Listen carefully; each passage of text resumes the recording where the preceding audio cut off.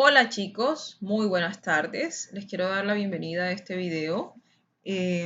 Dicha información divulgada aquí corresponde al resumen de la clase que algunos de sus compañeros pudieron ver el 27 de marzo en vivo.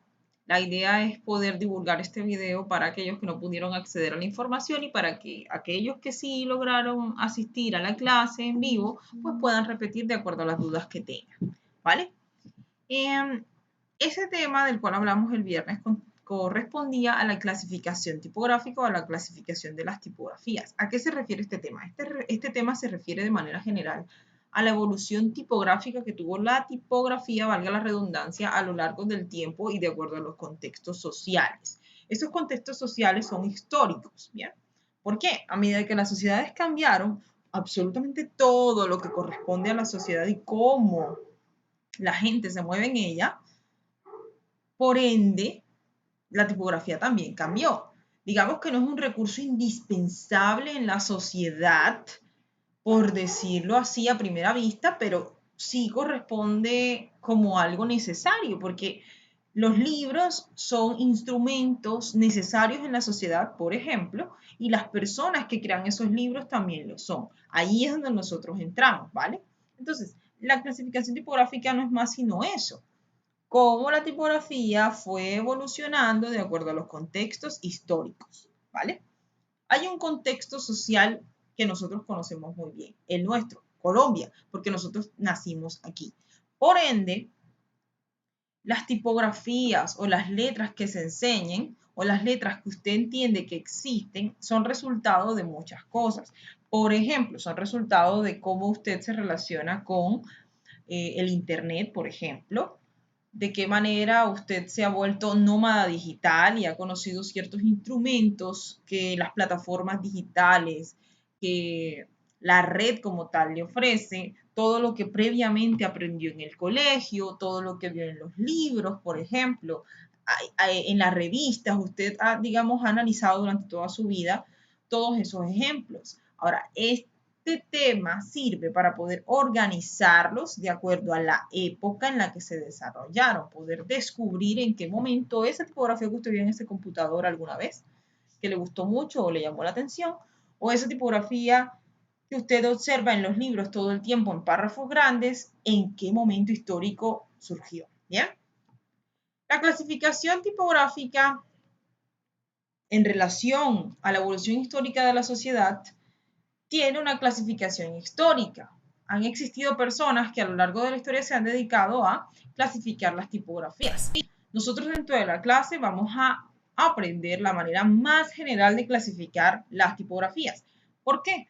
Porque, por ejemplo, si buscamos esta información en Internet o en los libros, por ejemplo, tenemos dos libros distintos y buscamos en cada uno de ellos el mismo tema, vamos a encontrar que algún autor lo clasifica de determinada manera y otro autor clasifica este tema de otra. La idea es podernos regir de alguna manera a esto que vemos en clase y conocer sobre todo las nociones básicas para que cuando estemos desempeñándonos de manera profesional en el uso de las tipografías lo hagamos de la mejor manera que se pueda, ¿vale? No es necesario que nos aprendamos de pie a cabeza todas las partes de una letra, pero sí es necesario poder manejar sobre todo los conceptos de una manera profesional. Por ejemplo, dejar de llamarle a todo patita o dejar de llamarle a todo dibujito o dejar de llamarle a todos los dibujos dibujito o a todos los colores colorcito, sino llamarlo como es, color, tono, paleta de colores, etc. ¿Bien?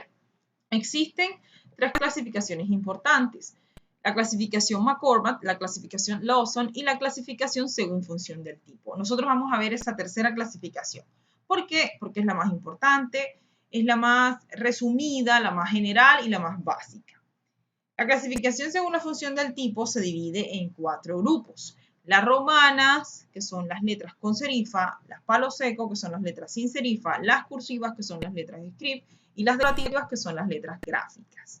Cada uno de estos estilos tipográficos tiene una clasificación. Entonces es importante que ustedes las conozcan y las determinen, ¿vale? Vamos a empezar con las romanas. Dentro de la clase y más bien históricamente las romanas siempre se han clasificado en los siguientes grupos: romana antigua, transicional, moderna, egipcia y lapidaria. Nosotros vamos a resumir este tema de la siguiente manera. Lo vamos a dividir en 3 grupos: romana antigua, romana moderna y romana egipcia, porque si nos damos cuenta, de las 5, las que más se parecen son la romana antigua, la transicional y la lapidaria. Entonces, para poder resumirlo y dejarlo en 3 grandes grupos, vamos a determinar que todas las tipografías que tengan este aspecto y este aspecto van a ir localizadas dentro de este mismo grupo, es decir, dentro de la romana antigua. Y todas aquellas tipografías que tengan este aspecto y este aspecto van a ir ubicadas dentro del grupo de las egipcias. Si nos damos cuenta, las romanas tienen un aspecto importante que destacar, y es la serifa. ¿Qué es la serifa? La serifa es una forma curva que simula o que trata de imitar la forma de los cinceles. En la época de la civilización romana, por ejemplo, la manera de tallar una pared era de la siguiente forma. Se tomaba un cincel, supongamos que el cincel sea este pincel, y se tallaba la pared. Bien. Si este pincel tiene la punta de esta manera, la primera punta iba así, como se la muestra en la pantalla. Pero la segunda forma, se ladeaba o se colocaba de manera horizontal el cincel y se clavaba contra la pared. Entonces, digamos que la forma terminal de las letras romanas es precisamente la forma del cincel que antes se utilizaba. ¿Ya? Y a medida que fue pasando el tiempo, esa serifa fue modificándose. ¿Por qué? Porque a mitad del siglo XIX ya se hablaba de la sociedad moderna, por ejemplo, y maneras de representar la modernidad también era usar tipografías que representaran eso, que representaran la modernidad. ¿Bien? Las egipcias, por ejemplo, guardan esas características de la civilización egipcia, ¿bien? Como por ejemplo esos rasgos fuertes,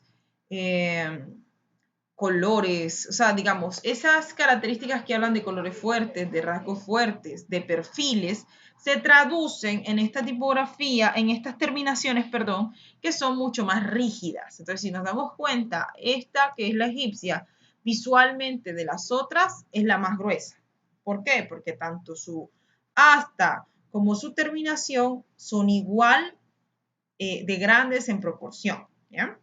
Entonces, vamos a empezar con la primera clasificación de las romanas, que es la romana antigua. Entonces, ¿cuáles son las características de una romana antigua? Poseen una serifa triangular, que es esa serifa que les acabo de mostrar acá arriba. Esto simula un triángulo, en teoría. Presentan diferencias en los trazos. ¿A qué se refiere a qué se refiere esto específicamente? Se refiere a que la forma en cómo viene el asta no termina igual a cómo se establece la serifa, por ejemplo. ¿Bien? Derivan de las inscripciones romanas, como ya lo mencionamos. Tiene un interletrado de medidas proporcionadas, lo que facilita los procesos de texto, tales como la lectura. Entonces, ¿qué sucede? ¿A qué me refiero yo con el interletrado? El interletrado es la distancia entre una letra y otra, entre un renglón y otro. ¿Bien? ¿Qué es el renglón? El renglón tipográfico es esto que está aquí. Es el espacio visual que ustedes le enseñaron en el colegio, ¿verdad? Es el espacio visual que ocupan todas las letras, de manera horizontal y de manera individual. Entonces, cada una de las letras, digamos, dependiendo del espacio que haya individualmente entre una letra y otra, la lectura va a ser mucho más fácil o difícil. ¿Bien? Entonces, por ejemplo, en este gráfico nosotros observamos que esta tipografía, o sea que digamos que todas las tipografías están separadas bajo un espacio prudente. La idea es que cuando ustedes vayan a crear elementos que se vayan a leer y que sean muy densos, tengan en cuenta el interletrado como característica importante de las tipografías. ¿Bien? Ahora, en el video del documental Gandhi, yo les comentaba que debían revisarlo para analizar cómo el uso de distintas profesiones contribuye al desarrollo de la creación de una mejor tipografía. ¿Por qué? Porque al contar con profesiones como la oftalmología, se puede analizar qué tan óptimo es el diseño de una letra para lectura, porque finalmente nosotros lo que hacemos con las letras es leerlo. Así sea que no sea un póster, así sea que no sea un libro, nosotros finalmente ejercemos lectura visual o textual cuando observamos un texto. Bien, entonces eso es importante. La tipografía romana se caracteriza por eso, porque su objetivo es los textos, sobre todo los textos grandes. Bien, ¿cuál de las clasificaciones de las romanas es la que más sirve o la que mejor funciona para los textos largos? Las romanas antiguas. ¿Por qué? Por sus terminaciones, por las serifas. En otras culturas, la palabra serifa se conoce como patines. Entonces, ténganlo en cuenta. Por ejemplo, en este ejemplo que está aquí, esto es una serifa, esto es un patín. Bien, entonces, las serifas, quiéralo o no, generan un hilo visual entre una letra y otra, entre los espacios individuales que hay entre una letra y otra, entre el interletrado que hay entre una letra y otra, entre un tipo y otro. Entonces, ¿qué sucede? Que eso genera una mejor lectura. Por eso es que la mayoría de los libros, por ejemplo, voy a mostrarles este libro, por eso es que todos los libros están creados en tipografías. Bueno, ahí no se ve muy bien, pero todos los libros están creados en su mayoría con tipografías romanas antiguas. Bien, vámonos con la siguiente clasificación. Bueno, aquí yo les muestro ejemplos de las romanas antiguas como tal. Eso sí lo pueden hacer, buscar en los libros específicamente cuáles son las tipografías romanas antiguas. Por ejemplo, históricamente también existieron personas y tipógrafos que se dedicaron a diseñar tipografías. Por ejemplo, aquí tenemos dos tipografías que fueron creadas en distintas épocas, pero que siguen cumpliendo con las características de romanas antiguas. Está la Trajan, que es una tipografía actual, una tipografía de este siglo, pero que la crearon simulando esos aspectos históricos que las romanas antiguas tenían antes, ¿bien?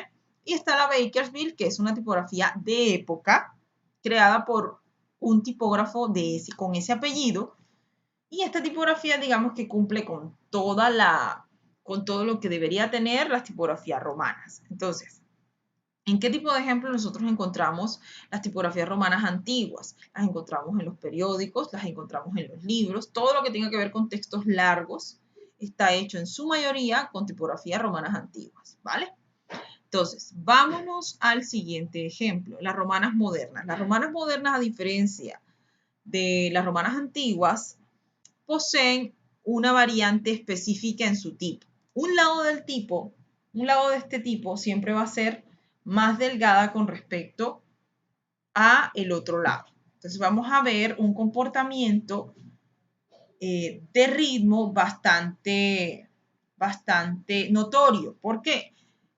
La letra además posee una serifa lineal o una terminación lineal. Un lado del asta es más gruesa, el otro lado de la asta es mucho más delgada. Remates finos y totalmente horizontales, terminales acabados en forma redonda. Algunos, no todos tienen esta característica.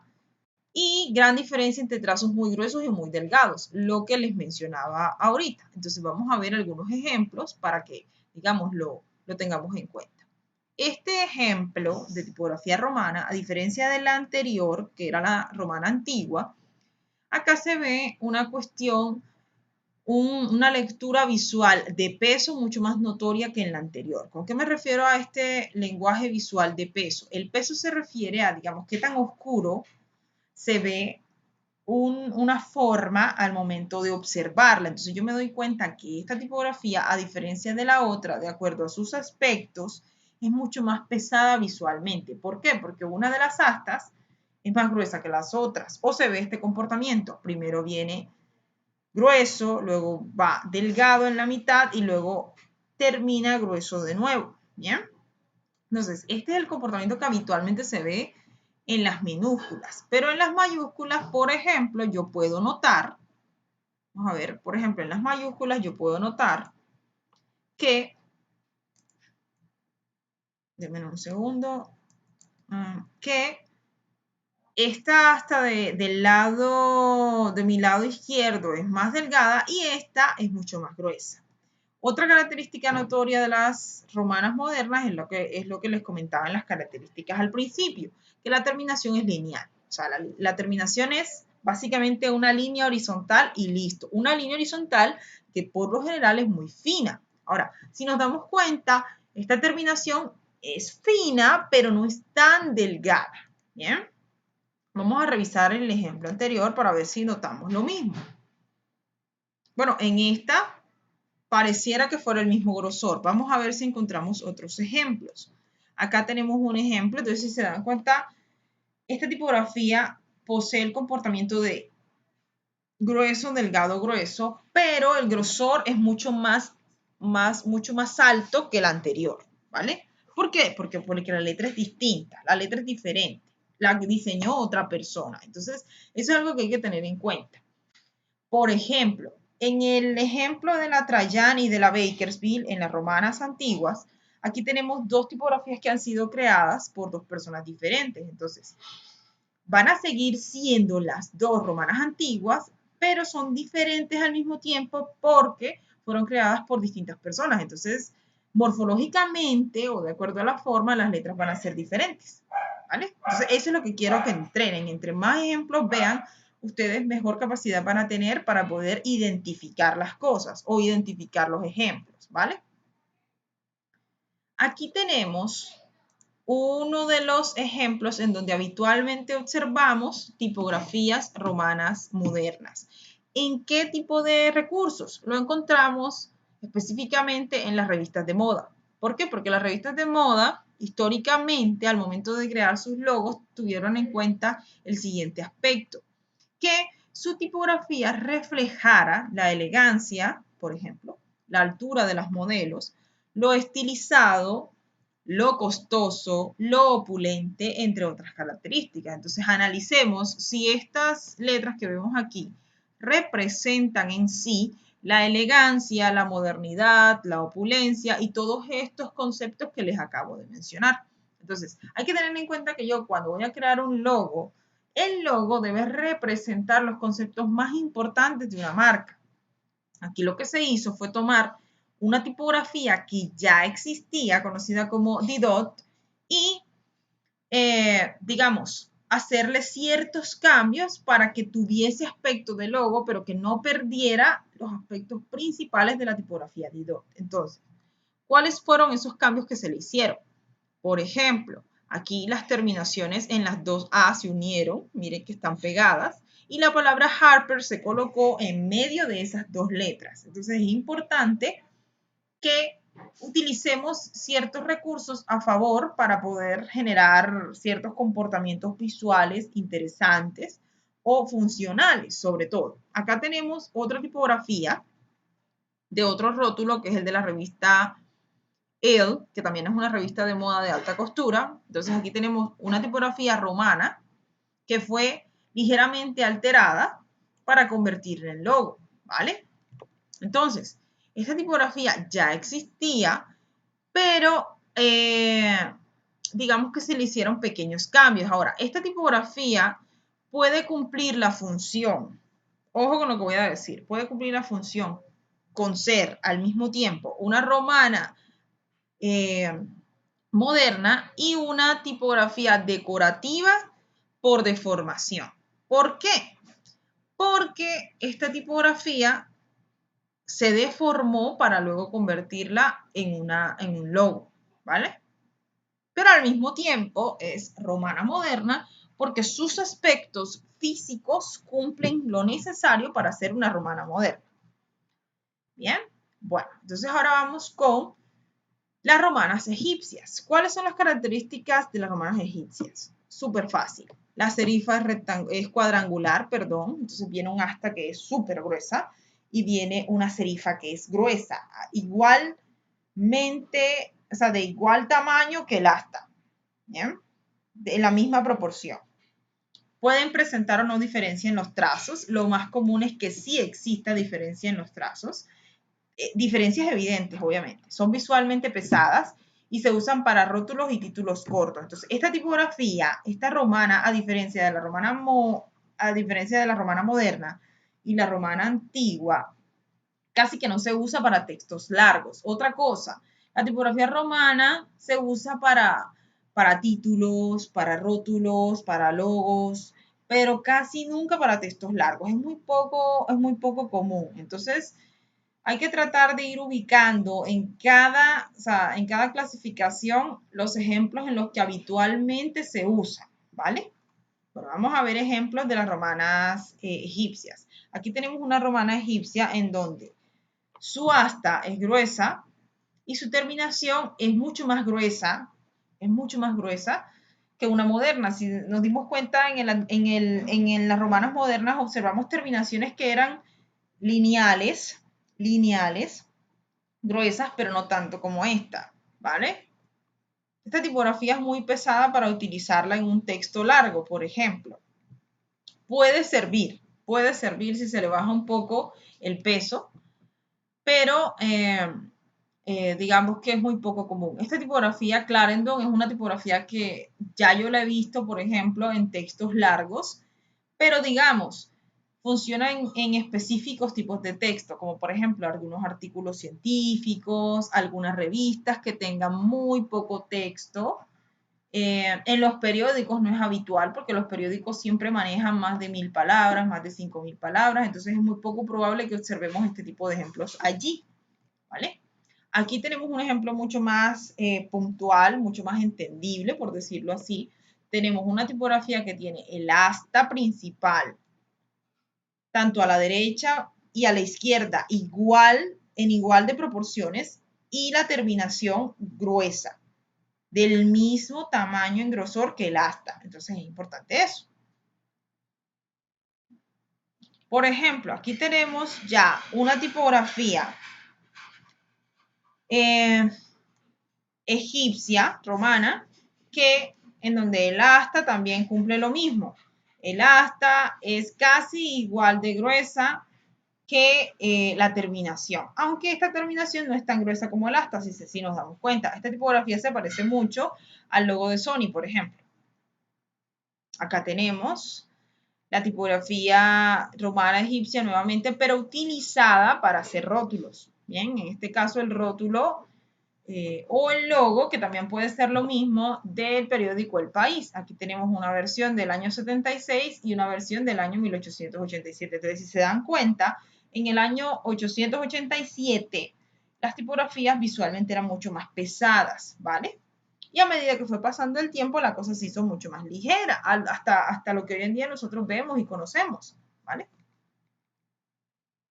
Vamos a empezar con las palo seco. Las palo seco o las sin serifas son aquellas que no tienen terminación al final.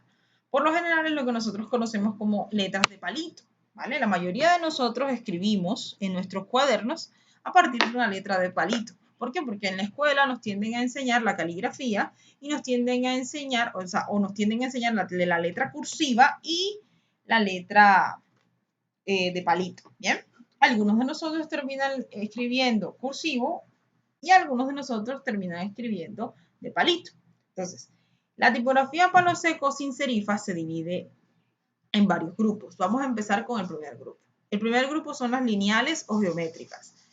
¿Cuáles son las características principales de las lineales? No hay diferencia en los trazos, formas geométricas y de apariencias puras. Cuando me refiero a puras, me refiero a que su aspecto es geométrico. Por lo general, las figuras geométricas están relacionadas con la pureza de las formas, o sea que no tienen ninguna modificación o alteración evidente. ¿Bien? La construcción es rígida, son rectas pronunciadas y formas circulares, pero muy claras. O sea, la línea recta es bastante evidente y la línea redonda es evidente también. Entonces, aquí tenemos un ejemplo en donde se cumple todo eso. Si nos damos cuenta, las terminaciones son rectas. No hay, o sea, la recta es evidente, no hay ninguna alteración, es totalmente lineal. No hay terminaciones, no hay serifas. Y las figuras son perfectas. Entonces, si nos damos cuenta, este círculo interno que está aquí es casi de igual tamaño al círculo que está afuera. Pero si miramos bien, nos damos cuenta que el comportamiento cambia un poco. ¿Cómo así? Aquí empieza un poquito ligeramente delgado, se coloca un poco más grueso y termina delgado de nuevo. Digamos que ese es el aspecto que el tipógrafo tuvo en cuenta al momento de crear la tipografía, o sea, para que tuviese más aspecto de tipografía, para que tuviese más identidad. Entonces, eso es importante tenerlo en cuenta. Cuando yo voy a crear una tipografía, si me voy a ceñir a ciertas reglas, con esto me refiero a que si voy a crear una tipografía romana o una tipografía palo seco, tengo que tener en cuenta las características de la palo seco, por ejemplo, pero tengo que agregar la identidad que como tipografía esa letra va a tener. ¿Vale? Esa letra que diseñó María Fernanda Bolívar no se puede parecer a la letra de Pedro Pérez, por ejemplo. ¿Vale?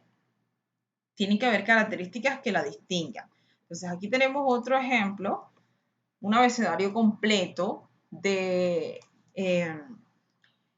una tipografía palo seco lineal. Entonces, si nos damos cuenta, el asta están igual de proporciones delgadas, ¿verdad? No hay variantes en el peso, tanto del lado izquierdo como del lado derecho. El asta central o el brazo también es del mismo tamaño o del mismo grosor.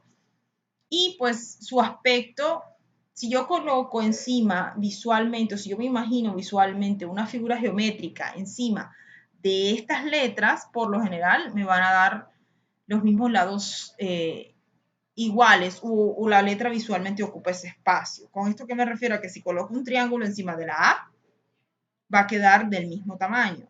Si coloco un rectángulo encima de la A, visualmente va a ocupar todo ese espacio. Si coloco un rectángulo encima de la C, si coloco un rectángulo encima de la D, por ejemplo, en la C, a diferencia de la D, debería usar un cuadrado, no un rectángulo, porque la letra visualmente es mucho más ancha, ¿bien? Bueno, aquí hay otro ejemplo.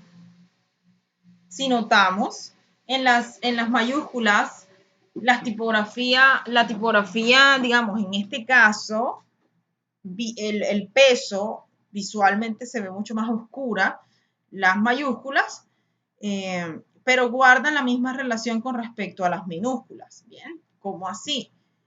Los aspectos estos generales, las líneas que son del mismo tamaño, no cambian en el sentido de que es el mismo grosor el lado izquierdo y el lado derecho y el central, no hay variaciones y pues se relaciona con este cuento de las figuras geométricas. Si yo coloco un triángulo encima de la A, si yo coloco un rectángulo encima de la B, si yo coloco un cuadrado encima de la C y así sucesivamente, ¿vale? Bueno, entonces ahora nos vamos con las neogrotescas. Las neogrotescas son trazos con mayores modulaciones, tienen una construcción mucho más compleja y tiene buena legibilidad en frases cortas. Estas tipografías fueron creadas específicamente a mitad del siglo XIX porque ya en ese tiempo se hablaba de modernidad y como se hablaba de la industria y del capitalismo, entonces era importante recrear ese concepto a través de letras. Entonces, digamos que algunas de estas letras creadas en esa época fueron utilizadas para logos, por ejemplo. Una de esas letras creadas fue la helvética. La helvética es una letra que visualmente se parece mucho a la tipografía Arial, por ejemplo. La diferencia es que la helvética por lo general la encontramos en equipos que son de Apple y la Arial la encontramos en equipos que son de Microsoft. Bien, entonces hay que tenerlo en cuenta porque digamos que históricamente estas tipografías fueron vendidas a estas dos compañías. Hay que tener en cuenta que la Helvética se creó antes, la Arial se creó mucho después y quizás fue la creación del Arial fue el crear una tipografía que también cumpliese la misma función, pero dentro de el público para Microsoft. Bien, bueno. Aquí visualmente vemos una tipografía que tiene una construcción mucho más compleja. Si nos damos cuenta,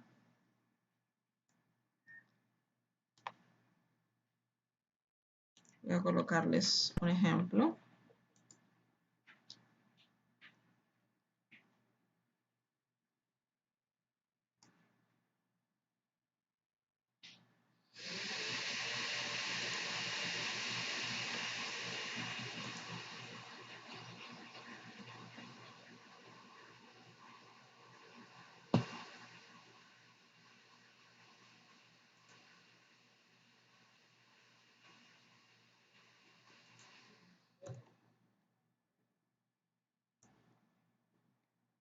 Bueno, entonces, vamos a ver.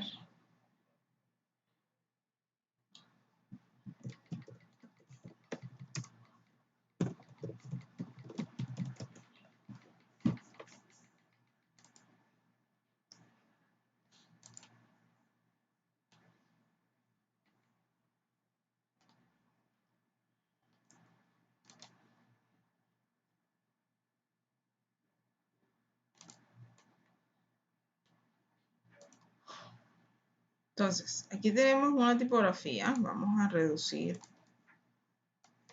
esta ventana. Vamos a reducir esta para que podamos observar los dos ejemplos. Entonces, si nos vamos a la E minúscula, nos vamos a la E minúscula y a la E de la helvética, ¿qué diferencias observamos? Bien, por ejemplo, la tipografía de la izquierda termina en una línea recta y la de este lado también, pero acá visualmente vemos una composición mucho más gruesa, un peso mucho más, visualmente mucho más grueso. Por lo general, las tipografías lineales palo seco no son tan gruesas en proporción, ¿vale? No llegan a ser tan pesadas. En cambio, esta sí lo es. Vámonos a un ejemplo quizás mucho más evidente. Aquí tenemos la A de una palo seco lineal. Vámonos a revisar la A de una palo seco neogrotesca. Entonces, la A de una palo seco muy grotesca tiene estas curvas. Esto implica y quiere decir que visualmente, que desde la creación es mucho más compleja, o sea, requiere de un trabajo no tanto de organizar un cuadrado y un círculo, sino que hay que agregar cuadrado, círculo, curvas, formas mucho más de estudio, bien tener en cuenta otros aspectos que el interletrado pueda ser mucho más conspicuo, con eso me refiero a continuo, a que si la C termina de esta manera, la A pueda continuar de la otra de la mejor manera posible, o sea, que queden enganchadas las dos de la mejor manera que se pueda. ¿Bien? Entonces, vamos a ver la C, por ejemplo. Esta letra de la derecha es ligeramente más, está más contraída, esta está un poco más ancha porque quiere simular a lo que es un círculo, por ejemplo, o a un círculo con un cuadrado. ¿Bien? La I.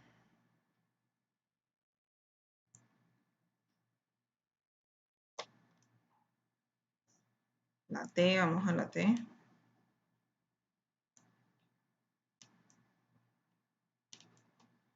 Bien, aquí tenemos la T de una lineal, perdón, de una lineal y la T de una neogrotesca. Entonces, si se dan cuenta, La T de una lineal es simplemente dos líneas, una vertical y una horizontal.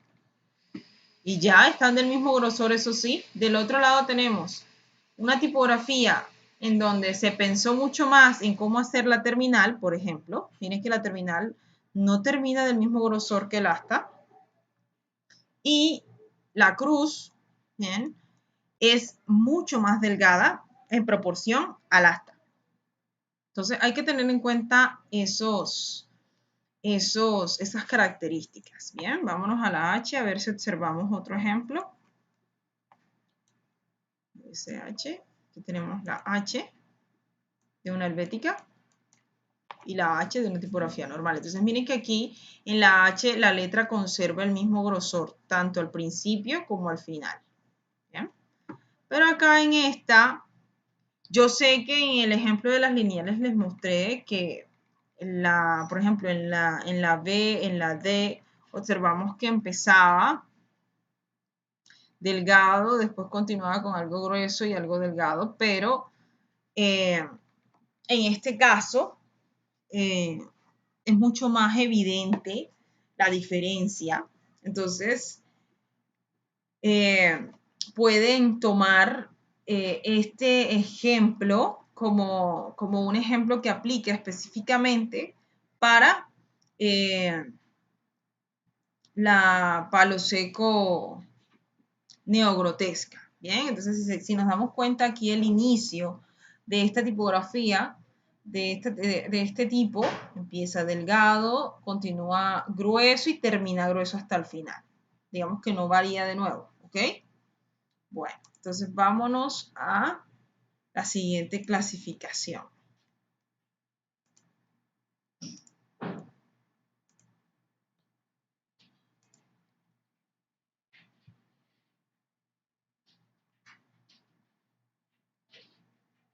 Oye, veo que han seguido enviando. Bien, aquí tenemos una tipografía que también hace parte, además de la helvética, de las palo seco neogrotesca, que es la Universe. La Universe también fue creada, pero esta fue creada en Alemania, la helvética fue creada en Suiza. ¿Bien? Esta tipografía fue creada con el propósito de utilizarse en los aeropuertos, por ejemplo. ¿Bien? Entonces aquí tenemos una tipografía. Miren que la A guarda la misma relación o tiene el mismo aspecto de la helvética, que tiene este comportamiento. Entonces todas las A de las neogrotescas van a ser de esta manera. Por ejemplo, todas las T van a ser como el de la helvética. Van a tener el asta gruesa, la terminación termina un poco más delgado y la cruz va a ser ligeramente más delgada que la asta principal.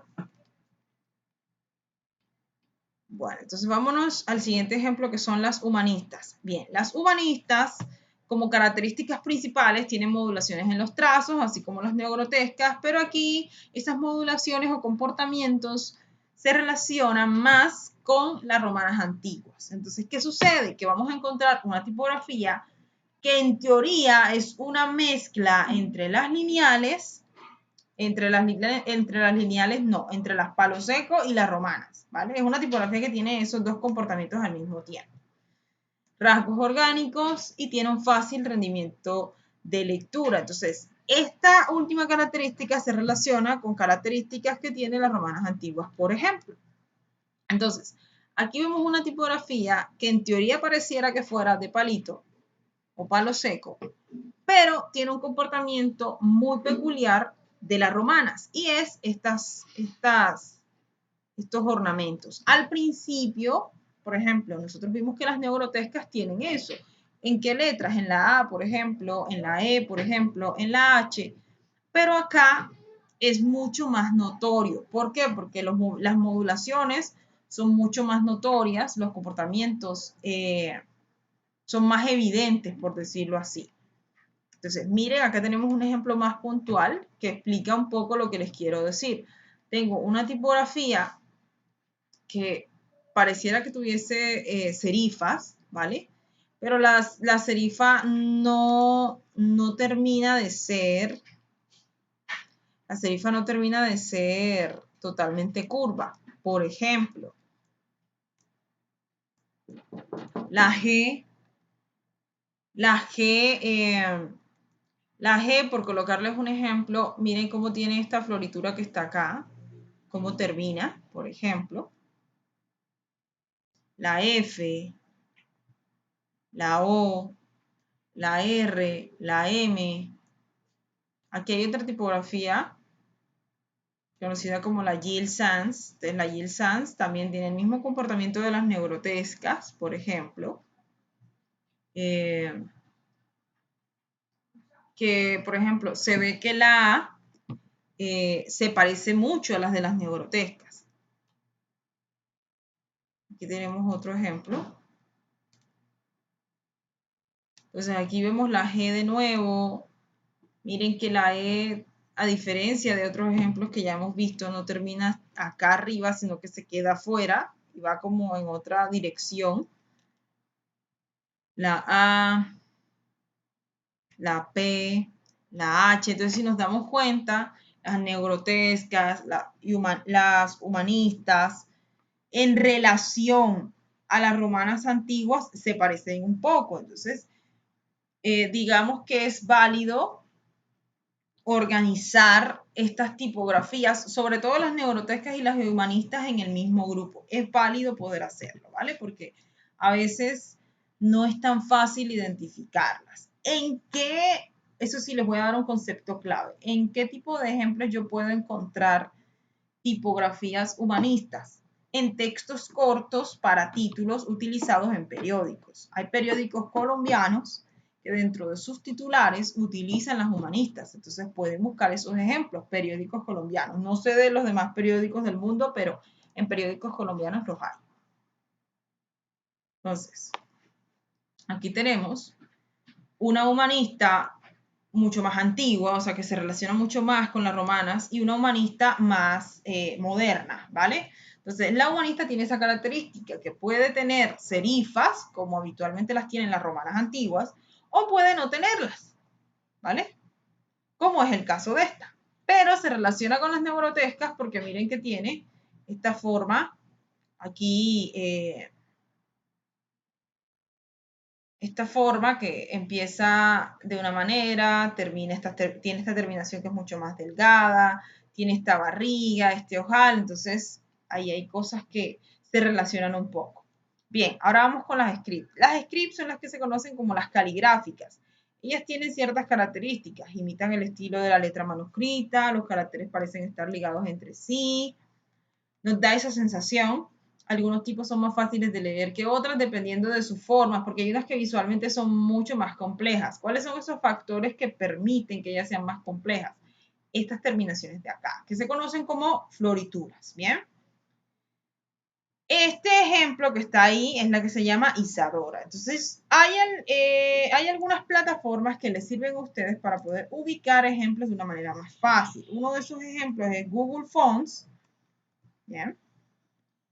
Y otro de esos ejemplos es Dafont. Entonces ahí lo pueden buscar. En páginas como Dafont, por ejemplo, la página enseguida te ofrece una clasificación ya distribuida. Voy a irme a la página principal. Aquí les aparece, a ver, aquí les aparece la clasificación que yo les estoy dando, pero quizás una clasificación mucho más amplia. Script, básico, ahí están ubicadas las romanas y las palo seco, perdón, las romanas y las palo seco. Gótico, pero hay una clasificación gótica mucho más amplia, otras que tienen un aspecto más moderno, otras que se relacionan con la fantasía, entonces ya esas son las decorativas como tal, pero con clasificaciones mucho más amplias. Entonces es por eso que yo les menciono que se rijan a los estatutos de las y no tanto a lo que les ofrece Internet o los libros, y que en realidad pues usen estas herramientas como para guiarse y ver ejemplos sobre todo eso. Google Fonts también les sirve, ella tiene otra clasificación, pero esas clasificaciones se relacionan con lo que nosotros hemos visto en clase, o sea, serifa, sin serifa, display, que es un aspecto más moderno, handwriting, que quiere decir con lo que está escrito a mano, y monospace, que también es una característica de tipografías digitales. Bien. Bueno, entonces, según la presentación, en las script se dividen en varios grupos. Este primer grupo es el gestual. ¿A qué se refiere la tipografía gestual? Se refiere a esas tipografías que están hechas con nuestra mano. El gesto es el gesto que yo tengo de escribir sobre un espacio. No es lo mismo cuando yo estoy, el gesto no es el mismo cuando yo estoy escribiendo con un pincel sobre un papel, alguna palabra o alguna letra, a que si yo estuviese escribiendo con un lapicero sobre una hoja de papel. Obviamente cuando yo estoy escribiendo con un lapicero sobre una hoja de papel, mi gesto va a ser mucho más rápido porque yo estoy mucho más acostumbrado a escribir rápidamente con un bolígrafo. Pero con el pincel se va a dar otro tipo de comportamiento. E igualmente el gesto sigue siendo distinto. Entonces con eso me refiero a lo gestual, ¿vale? La gestual tiene como característica imitar el estilo de la letra manuscrita y son creados con marcadores, plumilla, pluma, rotulador, etc. ¿Bien? Aquí tenemos un ejemplo. Aquí tenemos otro ejemplo. Aquí tenemos otro ejemplo, pero digamos con un aspecto mucho más digital. Entonces aquí se utilizó un rotulador digital o una pluma digital. ¿Bien? Las caligráficas. Las caligráficas son los caracteres que parecen estar ligados entre sí y poseen por lo general florituras y curvas en las letras iniciales. Entonces, aquí tenemos un ejemplo de letras caligráficas mayúsculas y por lo general las caligráficas mayúsculas son aquellas que tienen más florituras. Las florituras son esas terminaciones súper delgadas al inicio de cada letra. Si usted estudió en un colegio religioso, se dará cuenta que la mayoría de los colegios religiosos o en algunos colegios en particular enseñan la clase de caligrafía. ¿Para qué? Para que usted aprenda a escribir de manera cursiva, manejando ciertas herramientas básicas de la caligrafía. De la caligrafía también se derivan otras cosas como el lettering, que es una herramienta digital actual que se usa para hacer composiciones tipográficas, por ejemplo. ¿Bien? Entonces, las tipografías caligráficas parecen estar ligadas entre sí porque cuando digitalmente, o sea, digamos, hay dos aspectos que son evidentes en ellas y dos aspectos que antes se hacían y que hoy se siguen haciendo. Antes, por ejemplo, cuando te enseñaban caligrafía, tú tratabas de unir cada una de esas letras por las terminaciones que tenía cada una. Y hoy en día, cuando se diseña una tipografía caligráfica de manera digital, se recrea ese mismo comportamiento, por ejemplo, ¿bien? Entonces aquí vemos que la F tiene un interletrado o un espacio independiente, pero la L pareciese estar unida a esa letra anterior. ¿Por qué? Por ese mismo comportamiento obligatorio que tiene ese tipo de letra. Da esa sensación de que estuviese unida, por decirlo así. ¿Vale? O sea, aquí tenemos otros ejemplos. Miren que aquí las iniciales en las caligráficas siempre tienen florituras, siempre. Algunas son mucho más complejas, otras no tanto como esta. Eso también depende de la letra. O sea, depende de la familia tipográfica, de cómo sea cada letra. Ese término familia tipográfica lo vamos a ver más adelante, ¿vale? Las góticas son otra clasificación de las script. Entonces, la gótica tiene una apariencia antigua, tiene una lectura visual dispersa y enredada. Entonces, cuando nosotros vimos los manuscritos iluminados, algunas de esas letras eran góticas, porque fueron creadas en la época medieval, por ejemplo. Entonces, en la época medieval no existían ciertas reglas u obligaciones al momento de crear textos. Eso quiere decir que por ese motivo las tipografías también eran lo suficientemente complejas como para leer bien. ¿En qué tipo de ejemplos nosotros encontramos las góticas? Las encontramos en los tatuajes, en algunos covers de discos, por ejemplo. Hoy en día es muy popular utilizar esa tipografía en la ropa, por ejemplo. Eso hace 8 años se usaba, pero hoy nuevamente está de moda, por ejemplo. Aquí tenemos un ejemplo que tiene un aspecto más digital. en este ejemplo, digamos, visualmente me transmite algo más antiguo. Acá tiene un aspecto más moderno, acá tiene un aspecto más análogo, que fue hecho a mano, pero con un buen pulso, y acá tiene un aspecto mucho más digital. ¿Bien? Y por último nos vamos a la clasificación de las gráficas o decorativas. Las gráficas tienen como características que sus caracteres podrían ser imágenes al mismo tiempo. Tienen variedad de estilos, un montón, diseños para usos y fines específicos y crean vínculos específicos con la imagen que la acompaña. Entonces, las gráficas se dividen en dos. Se dividen en gráficas o decorativas por construcción y gráficas o decorativas por deformación, ¿bien? Entonces vámonos por las que son de construcción. Las de construcción son formas gráficas que se hacen por encargo o de acuerdo a un concepto. Y la segunda característica es que se crean bajo criterios y conceptos muy específicos, ¿bien? Por ejemplo, esta tipografía que está aquí fue creada bajo un concepto específico. ¿Cuál sería? Pac-Man. ¿Por qué? Porque, digamos, el que conoce Pac-Man sabe que los personajes de este videojuego o concepto tienen características físicas específicas, o sea, son formas geométricas que tienen un triángulo en la mitad como si estuviera cortado, como si pareciera una pizza cortada y tiene un ojito. Entonces, visualmente, nosotros vamos a relacionar estas tipografías con conceptos, porque su origen parte específicamente de hacerlo bajo ese concepto. Entonces, supongamos, usted va a crear una tipografía para un abecedario para algo que hable de música, ¿bien? O algo que hable de frutas. O va a crear una tipografía basándose en el concepto el Medio Oriente o basándose en el concepto Colombia. ¿Bien? Entonces, todas estas se crearon bajo ese concepto.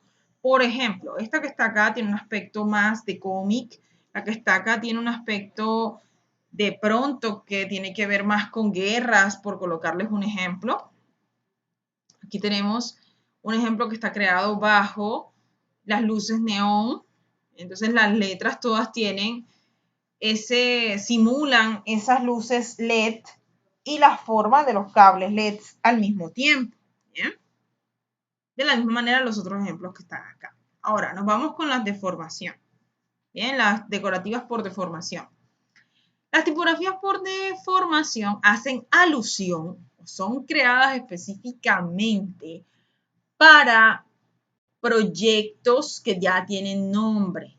Por ejemplo, cuando yo te hablo de Harry Potter, es un proyecto que ya tiene nombre, o sea, una película, una historia que ya tiene nombre. Entonces, el diseñador gráfico, el diseñador de identidad va a crear un logotipo o un rótulo que represente desde la forma tipográfica los aspectos más importantes de esa historia o película. ¿Bien? Entonces, el logo de Harry Potter representa las características más importantes de esa historia, como por ejemplo el rayo, como por ejemplo las letras pareciera que estuviesen hechas en ramas, eso se relaciona un poco con el contexto ambiental en donde se desarrolla esa historia, bien que es un bosque, que hay un colegio en medio de un bosque perdido, etcétera. Entonces, aquí vemos varios ejemplos de cosas que de pronto ya conocemos, como la película Los Cazafantasmas, como la película Star Wars y como, bueno, esto sí no sé qué son, pero supongo que son programas de televisión. Acá tenemos otros ejemplos, Cartoon Network, Rick and Morty, Futurama, Stargate. Ahora, hay que tener algo en cuenta. Hay algunas tipografías decorativas por deformación que parten específicamente de un origen relacionado con las otras clasificaciones anteriores. Por ejemplo, yo puedo ver un logo, yo puedo ver un ejemplo de deformación, de tipografía deformativa por deformación, hecho a partir de tipografías romanas antiguas. Lo que pasa es que se ha manipulado tanto que finalmente ya perdió toda característica de las romanas antiguas, por ejemplo. Entonces, yo puedo ubicar eh, este ejemplo por deformación y puedo decir que tiene un origen que parte de las romanas antiguas, pero finalmente no lo es porque está tan deformado y tan manipulado que pierde todo ese comportamiento. ¿Bien? Entonces, ténganlo en cuenta. Aquí tenemos otros 3 ejemplos. Netflix, Stranger Things. ¿Cuáles son esos aspectos que lo hacen que esté suficientemente manipulado? En el caso de Stranger Things, que el interretratado esté muy, muy pegado, muy junto, que tengan estas líneas alrededor, que tenga luces de neón. O sea, si yo separo todas esas palabras, no sé qué se refiere a Stranger Things, por ejemplo. ¿Ya? No hay un abecedario de eso.